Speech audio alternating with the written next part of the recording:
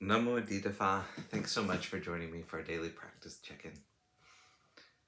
Listen, listen, listen.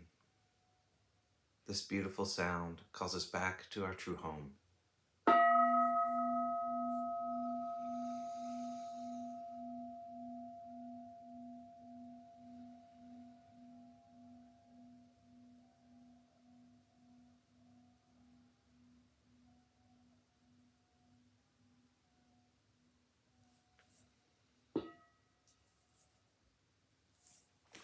The first mindfulness training.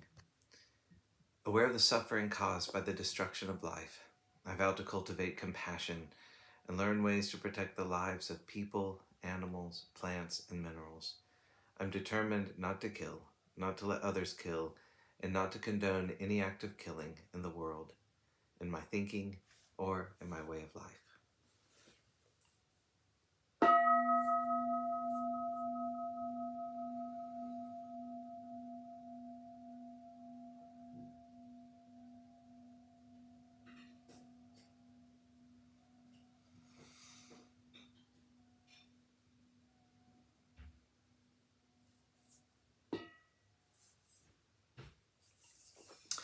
For our Dharma lessons, we've been reading Beginning Our Day, Volume 2 by the monastics of Abhayagiri Monastery.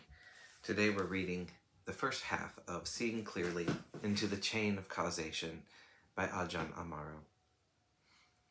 Last week at the Spirit Rock Family Retreat, we saw many small, young human beings surrounded by wholesome structures and examples offered in the way of skillful guidance.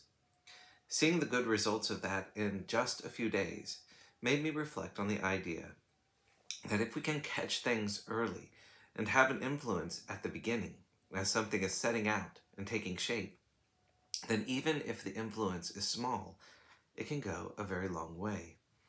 The lessons we learn and examples that are internalized early on can affect us quite deeply. Similarly, this works with how we apply the teachings.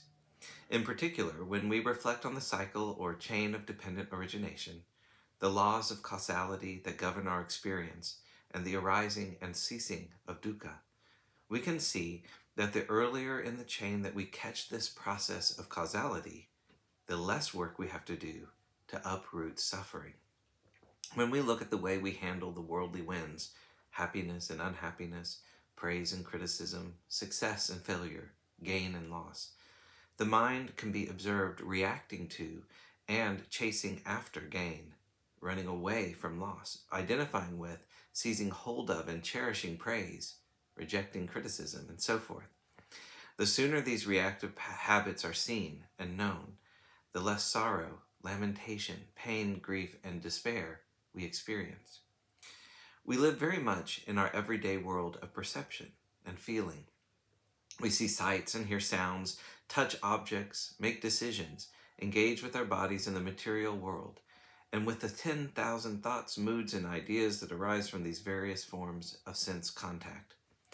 The more we internalize and make use of the teachings on dependent origination, the more we are aware that this is merely sense contact, phassa.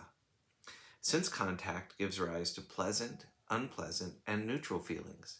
This is beautiful, this is ugly, this is ordinary. From that launch pad of feeling, in the ordinary flow of our experience, what arises is tanha, craving.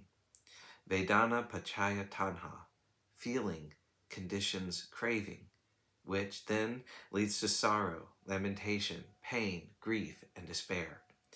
When we know this chain of causation, we're able to see that a feeling can easily turn into thoughts of, I can't stand this is wrong, this is bad, I don't like this, I have to get rid of it.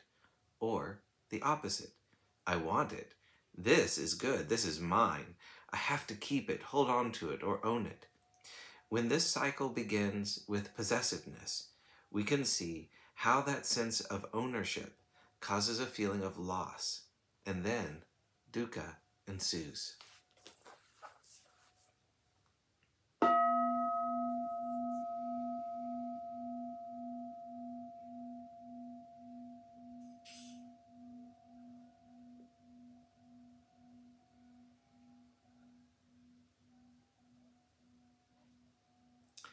May all beings be well.